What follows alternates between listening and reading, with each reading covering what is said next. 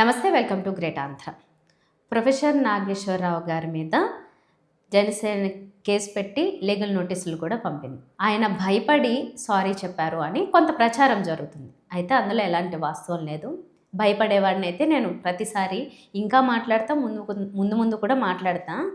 ఇది ప్రజలకు ఉపయోగపడే అంశం కాదు, దీనికి అసలు సంబంధమే లేదు. అన్ని విషయాలు పక్కదారి పడుతున్నాయి. మిగతా విషయాలన్నీ కూడా అనవసరంగా డిస్కషన్కి నోచుకోకుండా ఇదొక్కటే మొత్తం లైమ్లైట్లోకి వచ్చింది కాబట్టి, అందులోనూ మనోహర్ గారు చాలా గౌరవప్రదంగా నాకు చెప్పినందుకు నేను కూడా కొన్ని కారణాలతో, ఆ కొన్ని కారణాలు ఏంటో కాస్త విజ్ఞులైన ఎవరికైనా అందుతాయి ఆ ఆలోచనలు, ఆ కారణాలు ఏంటనేది. ఎందుకంటే బేషరతుగా ఆ వ్యాఖ్యల్ని వెనక్కి తీసుకుంటున్నానని చెప్పారు. ఆయన అడిగారు మనోహర్ గారు, ఈయన నేను అంతే గౌరవంగా వెనక్కి తీసుకుంటున్నాను అన్నారు. ఎందుకు? మిగతా అంశాలన్నీ కూడా ఇది ప్రజలకు ఉపయోగపడేదే కాదు, అనవసరంగా పక్కదారి పడుతున్నాయి మిగతావి. చెప్పిన కారణం వేరు. అందులోనూ సోర్స్ ఏంటని చాలామంది ఆయన అడుగుతున్నారు కదా. దానికి ఆయన చెప్పిన విషయం సమాధానం ఏంటంటే, సోర్స్ గురించి పక్కన పెట్టండి, ఆడెవరు చెప్పారు, నిజంగా చెప్పారా లేదా, అది ఎక్కువ లాగడం ఆయనకి ఇష్టం లేదు. దీనికి బ్రేక్ వేయాలనుకున్నారు పవన్ కళ్యాణ్ గారు.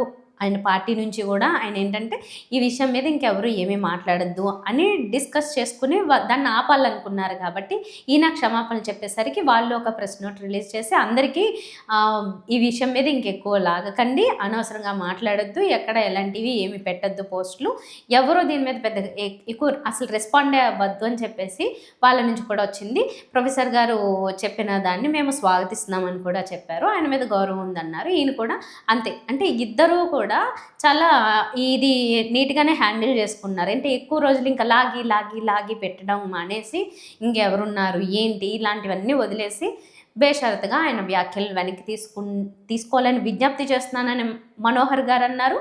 నేను తీసుకుంటున్నానని ఈయన చెప్పేశారు. కానీ దాని ముందు తర్వాత ఇంకా చాలా జరుగుతున్నాయి, దాని గురించి కూడా మాట్లాడదాము.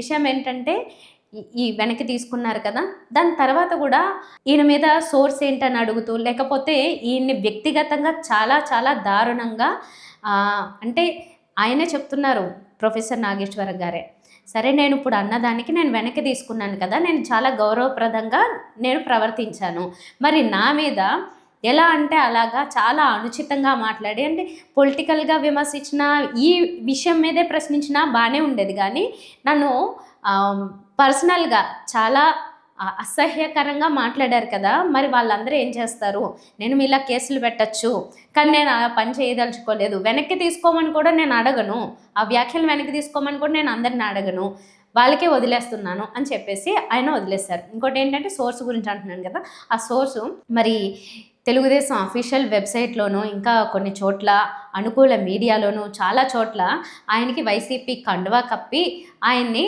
అటువైపుకి, అంటే ఆయన మీద పేటీఎం ముద్ర వేశారు. మరి దీనికి సోర్స్ ఏంటి అని అడుగుతున్నారు ఆయన. దానికి సమాధానం చెప్పాలి కదా. అంటే ఎవరైనా ఒక మాట మాట్లాడి దానికి సోర్స్ కావాల్సిందే. పవన్ కళ్యాణ్ గారు ఒక 32,000 మంది 30,000 మంది అమ్మాయిలు వెళ్ళిపోయారు, ఎక్కడ మాయమైపోయారు అంటే దానికి సోర్స్ అవసరం లేదు. ఈయన అక్కడ అలా జరిగింది అంటే దానికి సోర్స్ కావాలి. ఇది మన రాష్ట్రంలో నడుస్తున్నది. ఇలాంటివి ఉండకుండా ఎవరు సోర్స్ లేకుండా మాట్లాడండి చూద్దాం. ఎవరైనా ఏమైనా మాట్లాడండి, సోర్స్ లేకుండా, అంటే సోర్స్ ఉంటేనే మాట్లాడండి చూద్దాం. సోర్స్ లేకుండా అసలు ఎవరు ఏం మాట్లాడద్దు, ఇంక్లూడింగ్ టీడీపీ, జనసేన, అందరూ, వైసీపీ. ఓకేనా? అది మనకి అసలు నడుస్తుందా? ఎక్కడైనా నడుస్తుందా అసలు ఆ వ్యవస్థ? ఒకరు మాట్లాడితే మాత్రం మీరు కేసు వేయడం అనేది, అది కూడా ప్రొఫెసర్ నాగేశ్వరరావు గారు లాంటి వారి మీద వేసినందుకు చాలామంది రెస్పాండ్ అయ్యారు. అస్సలు న్యూట్రల్గా రెస్పాండ్ అయ్యారు, ఈ పార్టీ ఆ పార్టీ సంబంధం లేకుండా. ఇప్పుడు సిపిఐ నారాయణ గారు కూడా ఏమన్నారు, ఆయన మీద కేసు వేయడము సరే, అరెస్ట్ చేస్తారా చేయండి, కాక్రోచ్లంతా బయటకు వస్తే ఆయన సీఎంగా బయటకు వస్తాడు అని చెప్పన్నారు. ఎందుకంటే ఆయనకున్న క్రెడిబిలిటీ అది కాబట్టి. అలాంటి వాళ్ళ మీద కూడా అసలు కేసులు ఎందుకు వేస్తున్నారు, ఎందుకు ఈ కేసులు ఏంటి, అసలు సంబంధమే లేదా, కేసులు దేనికి వేయాలో దేనికి వేయకూడదు కూడా సంబంధం లేదా. ఇప్పుడు ఆయన మీద జస్ట్ కేసు పెట్టినందుకు ఆయన అరెస్ట్ చేస్తారా? ఆయన అరెస్ట్కి భయపడి సారీ చెప్పాడా అంటే అసలు కానే కాదు, అది అసలు చర్చే కాదు. ఎందుకంటే ఆయన అలాంటి వ్యక్తే కాదు, భయపడే వ్యక్తే కాదు. అలా అయితే మాట్లాడు. అలా అరెస్ట్ చేస్తే కనుక నిజంగానే అది పెద్ద డ్యామేజ్ మిగతా వాళ్ళకే, కానీ ఆయన కానే కాదు. సో ఆయన ఏమంటున్నారంటే, అసలు దీనికి అసలు ఇది కేసే కాదు, నాకు మాత్రం తెలీదా ఇది, నేను ఆల్రెడీ చాలా మాట్లాడే, ఇది అసలు అలాంటి దాంతో సంబంధమే లేదు. కానీ వాళ్ళు నన్ను డిఫేమ్ చేశారు. ఇలా నాకు కండువాలు కప్పి నన్ను పేటీఎం అని ఇంకోటని లేకపోతే చాలా అసహ్యంగా మాట్లాడిన దానికి నేను కేసేయచ్చు. 2 ఏళ్ళైనా వాళ్ళకి జైలు శిక్ష పడుతుంది. కానీ నేను చెయ్యట్లేదు. వాళ్ళు చేసిందే చాలా దారుణం అని చెప్పి అంటున్నారు. ఇంకా సరే అసలు ఈ సారీ విషయం ఎక్కడ వచ్చింది అంటే అదే సారీ కాదు, ఆ వ్యాఖ్యల్ని వెనక్కి తీసుకోవాలి అన్న విషయం వచ్చిన తర్వాత ఇంకొంత డిస్కషన్ జరిగింది. దాని ముందు ఎలా జరిగింది అంటే, ఆ జరిగిన దాంట్లో ఆయన ఏం అడిగారు అంటే, అసలు దీనికి సోర్సే లేదు అంటే, సరే ఇలాగా కొన్ని వీడియోస్ ప్లే చేస్తామని చెప్పి ఒక వీడియో ప్లే చేశారు. అందులో ఏముంది అంటే, పవన్ కళ్యాణ్ గారు జగన్ గారికి వార్నింగ్ ఇస్తున్నది. మేము ప్రభుత్వంలోకి వచ్చిన తర్వాతనో ఎప్పుడో మొత్తానికి కేంద్రం చేత నిన్ను ఎలా ఆడిస్తానో చూడు అని చాలా గట్టిగా నొక్కి వక్కానించారు పవన్ కళ్యాణ్ గారు. చాలా ఫోర్స్గా మాట్లాడతారు కదా ఆయన చెప్పేటప్పుడు. ఒక్కొక్కసారి ఆ ఆవేశపూరితంగా ఆయన మాట్లాడింది ఒక్కసారి చెప్పలేదు ఆ మాట, పలుమార్లు చెప్పారు. చెప్పి మరి మీరే కదా అన్నారు, అయితే మీరు ఇప్పుడు ఇలా లేరు, మీ సిద్ధాంతం ఇది కాదు, లేదంటే అప్పుడు అలా అన్నామే కానీ ఇప్పుడు మాకు అసలు అది లేదు అని పోనీ మీరు చెప్తే మంచిదే, ఓకే, నేను ఆ స్టాండ్ నేను ఆహ్వానిస్తాను, కానీ మీరు అలా ఏం చెప్పలేదు కదా అని చెప్తుంటే మళ్ళీ యాంకర్ తిరిగి మళ్ళీ సరే ఏదో చెప్తూ ఉంటారు, ఇలాంటి రాజకీయ ప్రసంగాల్లో ఏదోటి అంటూ ఉంటారని డివేషన్ చేస్తే ఆయన ఆపి ఇంకా ఇది ఎక్కువ లాగడం ఇష్టం లేక అప్పుడు చెప్పారు ఆయన. సరే ఆయన అడిగారు, ఇలాగా నన్నేమీ అనలేదు, నా మీద గౌరవంగానే మాట్లాడారు, అందరూ నా మీద గౌరవంగానే మాట్లాడారు. ఇంకొక సోర్సెస్ నుంచి ఏంటంటే పవన్ కళ్యాణ్ గారు కూడా అన్నారంట, ఆయన అంటే నాకు చాలా గౌరవం, వాళ్ళకి కొన్ని సత్సంబంధాలు కూడా ఉన్నాయి పర్సనల్గా, పెళ్ళి పిలిస్తే ఈయన అసలు కార్డు కూడా ఇవ్వాల్సిన అవసరం లేదు, నేను వస్తానని చెప్పి పవన్ కళ్యాణ్ గారు వెళ్ళారంట కూడా వాళ్ళ ఇంట్లో మ్యారేజ్కి. సో వాళ్ళకున్న సత్సంబంధాలు అలాంటివి, ఆయన కూడా గౌరవం ఉంది, మరి ఎందుకు ఇలా అన్నారు అని చెప్పి ఆయన కొంచెం విచారం వ్యక్తం చేస్తే ఈయన సరే మొత్తానికి ఆ విధంగా ఆ మాటల్ని వెనక్కి తీసుకున్నారు. వాళ్ళకున్న సత్సంబంధాల కారణంగాను గౌరవాల కారణంగాను వెనక్కి తీసుకున్నారు, కానీ కేసులు పెట్టినందుకు భయపడి కాదు అనేది మరొకసారి చెప్పదలుచుకున్న అంశం అన్నమాట. అక్కడ ఎందుకు సారీ వెనక్కి తీసుకున్నారు అంటే సారీ అంటున్నారు అందరూ, కానీ నాకు ఆ పదం వస్తుంది, కానీ ఆయన మాటల్ని వెనక్కి తీసుకున్నారంటే అందులో క్షమాపణలు చెప్పమని వాళ్ళు అడగలేదు, ఈయన క్షమాపణలు చెప్పలేదు, ఆ వ్యాఖ్యల్ని వెనక్కి తీసుకుంటున్నాను అన్నారు. సరే అయిపోయింది అక్కడికి. దాని తర్వాత మళ్ళీ అంటే ఈ క్షమాపణ చెప్పిన తర్వాత దీన్ని వదిలేద్దాం ఎంతటితో అని చెప్పి జనసేన ఇది రిలీజ్ చేసింది కదా ఒక నోటు. అయినప్పటికీ సరే దాని మీద మళ్ళీ డిబేట్లు కొంచెం జరుగుతాయి, ఇప్పుడు మనం ఏదైతే మాట్లాడుకుంటున్నాం అలాగా, అంతేగాని దాన్ని ఎక్కువ రచ్చ చేయాలనేది కాదు ఇక్కడ. అయితే కొన్ని విషయాలు అందరూ విస్మరించిన విషయాలు మాట్లాడడం కోసమే ఇది. తర్వాత కూడా అడిగినప్పుడు ఇలాగా మీరు భయపడి చెప్పారు అని అంటున్నారు, భయపడి వెనక్కి తీసుకున్నారు అంటున్నారు, కేసులకు భయపడతారా మీరు అని అట్లా దాని గురించి అడిగితే అప్పుడు ఏమన్నారంటే ఇలాగ నాకు దాంతో సంబంధం లేదనేసి ఆయన ఈ విషయం గురించి చెప్పారు. ముందు జరిగింది అది, అసలు ఎందుకు చెప్పారు అనేది తర్వాత చెప్పేసిన తర్వాత కూడా కూర్చొని మాట్లాడి ఇలా ముఖ్యమైన అంశాలన్నీ కూడా తప్పుదోబట్టాయి, నేను వేరే టాపిక్లు ఇంపార్టెంట్ టాపిక్లు ఇవన్నీ మాట్లాడాల్సిన దానికి అనవసరంగా దీని మీద లాగుతున్నారు, నాకు ఇలా తప్పుదారి పట్టాల్సిన అవసరం లేదు, వేరే విషయాల మీద మెయిన్ మ్యాటరే కాదు, ఇది ప్రజలకి సంబంధించిన విషయమే కాదు, దీని గురించి ఎందుకు అనవసరంగా మాట్లాడమని దాన్ని అంతటితో వదిలేద్దామన్నట్లుగా గౌరవంగా దీన్ని వదిలేశారు ఇద్దరు కూడా. తర్వాత ఇక్కడ ఇందులో ముఖ్యమైన పాత్ర పోషించింది ఏంటి అంటే, జనసేన పేరుతోనో లేకపోతే మరి ఆయన్ని వాడుకున్నారు అంటున్నారు. ఎవరు వాడుకున్నారు అంటే జనసేన పేరుతో టీడీపీ వాడుకుందా, లేకపోతే ఈయన చెప్పిన వ్యాఖ్యల్ని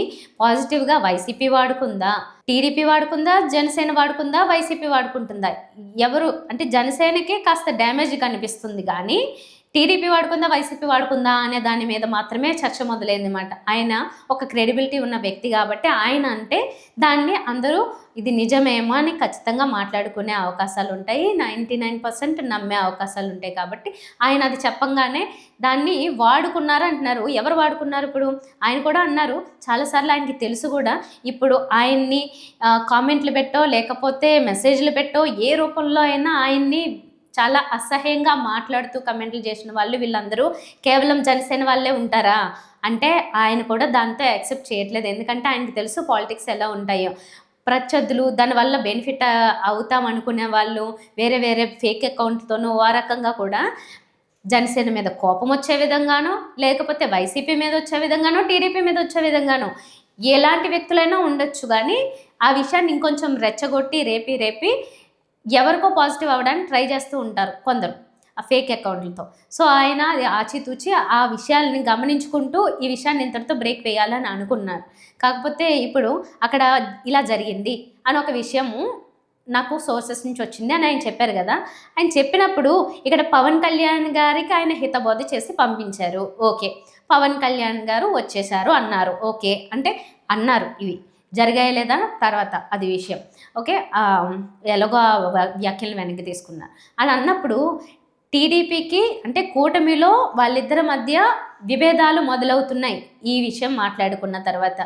పవన్ కళ్యాణ్ గారు ఎక్కడో నేను కూడా చెప్పాను కదా! సొంత బాగా టీడీపీకి విపరీతంగా అభిమానులున్న వాళ్ళే కూటమి విచ్ఛిన్నానికి రోడ్ మ్యాప్ లాంటివి మాట్లాడుకుంటూ ఉన్నారని. ఆయన మాటలకి వీటన్నిటికి కూడా పవన్ కళ్యాణ్ గారి వైఖరి కూడా కొద్దిగా మారేసరికి ఇలాంటిది ఒకటి వచ్చేసరికి అది బయటికి చెప్పినందుకు మరి అక్కడ ఎవరు కావాలని లీక్ చేశారో ఏంటో తెలియదు కానీ మొత్తానికి కూటమిలో ఈ లుక్లొక్కలు మొదలయ్యాయి పవన్ కళ్యాణ్ గారికి అండ్ చంద్రబాబు నాయుడు గారికి. ఇప్పుడు ఇక్కడ ఈ విషయం చెప్పిన తర్వాత మెయిన్ డ్యామేజ్ ఎవరికండి? నేను చంద్రబాబుని నమ్మను, ఆయన just instant friend, long time నమ్మేయగలిగేది ఉండగలిగేది జగన్తోనే అన్నప్పుడు పెద్ద డ్యామేజ్ ఎవరికి అంటే చంద్రబాబు గారికి. సో ఆ విషయాన్ని కొంచెం పక్కదారి పట్టిస్తూ జనసేన ఎంతసేపు జనసేన దీంట్లో లైమ్లైట్లో ఉండిపోయింది.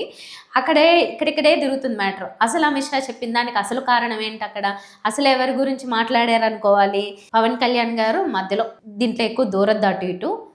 ఇక టీడీపీని ఉద్దేశిస్తూ చెప్పింది ఏంటి అంటే, టీడీపీ మనకి షార్ట్ టర్మ్ ఫ్రెండ్ అంటే దాన్ని నమ్మద్దు, వాళ్ళతో మనకు అంత అవసరం లేదు, ఇప్పటికి మాత్రమే అవసరము, తర్వాత నుంచి ఎవరంటే వాళ్ళ వదిలేండి. అక్కడ వైసీపీ ఇంకోట పక్కన పెడదు, టీడీపీని కాదు అన్న విషయాన్ని బయటికి చెప్పడము అది టీడీపీకి డ్యామేజ్ కానీ జనసేనకి డ్యామేజ్ అసలు కానే కాదు. కానీ మొత్తం డివియేట్ అయింది అదంతా కూడా. ఇంకొంచెం టీడీపీ మీడియా కూడా అంటే అనుకూల మీడియా కూడా ఎక్కువ ఎలివేషన్ ఇచ్చేసింది దీనికి. ఎక్కువ ఎలివేషన్ ఇచ్చి ఏదేదో జనసేనకి వీళ్ళేదో పూర్తి సపోర్ట్ ఇస్తున్నట్లుగా వాళ్ళు మొత్తం మీడియాల్లో పెద్ద డిబేట్లు పెట్టి ఏబిఎన్లో ఆ ప్రొఫెసర్ నాగేశ్వర్ గారి మెడలోనేమో అసలు వైసీపీది వేసి, అంటే ఏంటి, ఇటు వైసీపీ మీద ఆయనకి కోపం రావాలి, ఇది ఎక్కువ రెచ్చగొట్టి జనసేనకి బ్యాడ్ రావాలని బహుశా టీడీపీ ప్రయత్నం కావచ్చేమో. అంటే అన్ని రకాలుగా ఆలోచించాలి కదా, ఒక్కొక్క మనస్తత్వము ఒక ఆలోచన విధానాలు ఒక్కొక్క రకంగా ఉంటాయి. ఈ మ్యాటర్ ఎవరికి ఎలా అర్థమైంది, ఎవరు ఎలా తీసుకున్నారు? వైసీపీకి కావాల్సినట్లు వైసీపీ తీసుకుంటుంది, టీడీపీకి కావాల్సినట్లుగా తీసుకునే తను కావాల్సినట్లుగా దారి మళ్లించగలుగుతుంది. జనసేన ఏం చేయాలో తెలియకుండా ఎటు కాకుండా మధ్యలో ఏదో ఇరుక్కుపోయినట్లుగా భావించి చివరికి మళ్ళీ ఆ విషయాన్ని అక్కడితో ఆపాలని అనుకుని బ్రేక్లు వేసింది. అంతవరకు బాగానే ఉంది కానీ ఆ కేసు పెట్టి అనవసరంగా అది చేసేసరికి ఈ రచ్చ బాగాలేదు. ఇది పవన్ కళ్యాణ్ గారికి తెలిసి చేశారా, తెలియజేశారా, ఇవన్నీ మనకు తెలియదు. చాలా వరకు ఇది పైకి తెలియకుండా జరుగుతాయో తెలిసి జరుగుతాయో కూడా అర్థమే కాదు. ఎందుకంటే వాళ్ళు వెంటనే రెస్పాండ్ అవ్వరు, తర్వాత ఎప్పుడో వస్తారు. కాకినాడ ఇంద్రపాలెంలో కేసు, ఇంకెక్కడెక్కడ ఏం కేసులు అనేది నాకు తెలియదు కానీ ఒకటి రిజిస్టర్ అయింది అయితే తెలుసు. సో ఇలాగా కింద కార్యకర్తలు నాయకులు అనవసరంగా ఆవేశాలకి లోనయ్యి ఇలా పెట్టుకోవడం వల్ల, ఇలా క్రెడిబిలిటీ ఉన్న వ్యక్తులతో పెట్టుకోవడం వల్ల డ్యామేజ్ జరుగుతుంది. ఇప్పుడు సిపిఐ నారాయణ గారు రెస్పాండ్ అయినా ఇంకొకరు రెస్పాండ్ అయినా ఏంటంటే నిజంగా ఆయనకున్న క్రెడిబిలిటీ కారణంగా ఈ విషయం మీద ఎవరేం చేసినా, ఇప్పుడు జనసేన లోకేష్ గారు రెడ్ బుక్ లాంటివి అవి చూసి ఏమైనా ఇన్స్పైర్ అయ్యి కేసులు వేసి భయపెట్టాలి, లేకపోతే ఇలాంటి కేసులు వేస్తే వాళ్ళు ఎవరు మన గురించి ఏం మాట్లాడకుండా ఉంటారు అని చెప్పి నిజంగా ఫాలో అయ్యింది అనుకోండి, వాళ్ళకి పెద్ద డ్యామేజ్ అవుతుంది. కానీ ప్రొఫెసర్ నాగేశ్వర్ గారికి ఏమీ కాదు. ఎందుకంటే నిజంగానే సిపిఐ నారాయణ గారు చెప్పినట్లుగానే కాక్రోచ్లంతా ఆయన వెంట వస్తాయి.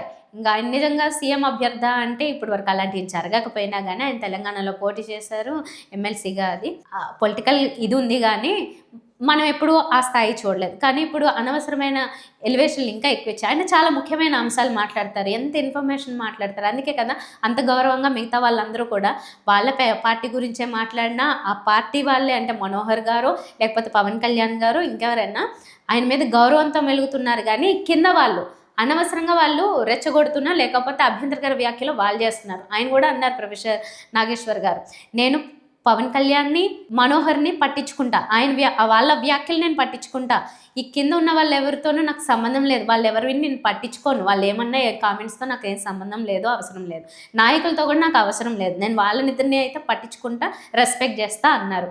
సో మిగతా వాళ్ళని అనవసరంగా ఇలాంటి మా పార్టీకి ఏదో డ్యామేజ్ చేస్తున్నారనో లేకపోతే ఎవరో రెచ్చగొట్టారనో మీరు అనవసరంగా అలాంటి పనులు చేసి మీ పార్టీకి డ్యామేజ్ చేసుకోవద్దు.